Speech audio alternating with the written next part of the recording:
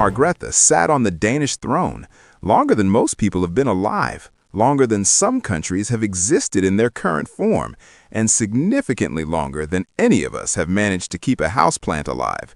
And then, in one historic moment, she handed it all to her son Frederik. So the question everybody is quietly asking, but nobody is saying out loud, is he actually up to it?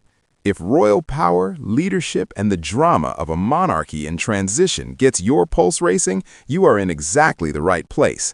Hit subscribe right now and tap that bell icon. Danish News Daily is where the royal world gets unpacked properly. And trust me, you do not want to miss what is coming.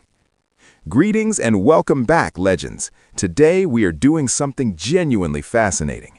We are putting two monarchs side by side and asking the question that royal watchers across the world have been debating since January last year. How does King Frederik's leadership style actually compare to the legendary Queen Margrethe?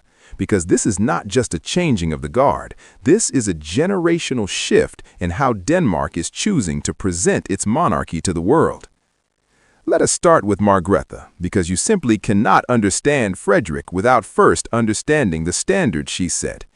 Queen Margrethe II was not your average monarch. She was an intellectual powerhouse. She spoke multiple languages, painted seriously impressive artwork, translated French literature, designed theater costumes, and somehow managed all of that while running an entire country's royal affairs for over 5 decades.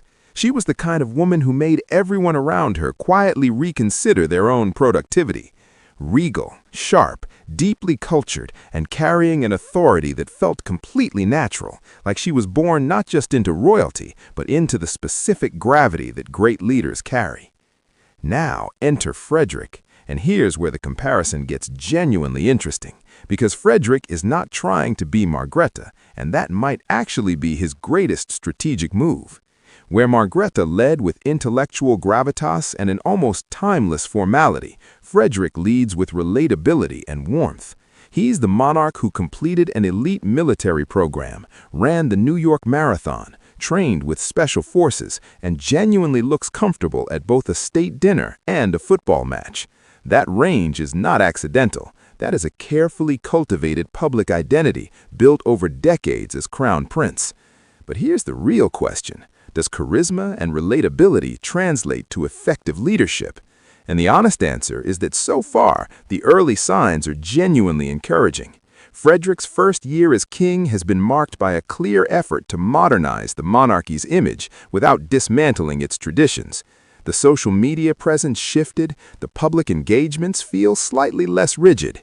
There's a sense of a monarchy consciously moving toward a younger, more globally connected identity, and Frederik and Queen Mary are steering that ship together, which is itself a departure from the more solitary authority Margrethe projected.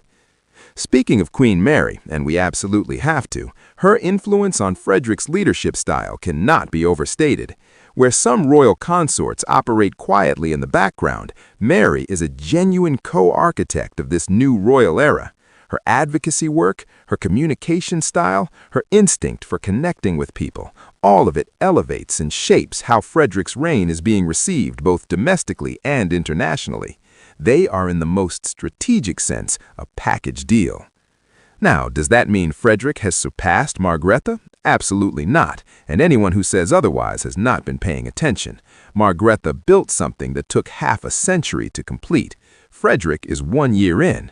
Comparing them right now is like comparing a freshly planted oak to a forest. Give it time. Before we close, if you haven't yet subscribed to Danish News Daily, today is the day. Sharp royal analysis, zero fluff, delivered with energy every single week. Hit subscribe, tap that bell, and join the community. Two monarchs, two styles, one extraordinary throne, and the story is only just beginning. Thank you so much for watching. It means the world.